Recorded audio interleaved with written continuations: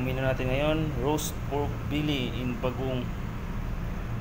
Lagyan natin chili, garlic, onion, tapos yung kamatis natin fresh, yung alamang natin bagoong, yung kamatis slice na. Ito natin,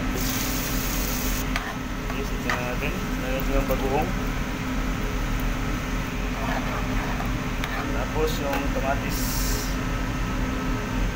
Okay, kinayang muna natin, babad natin.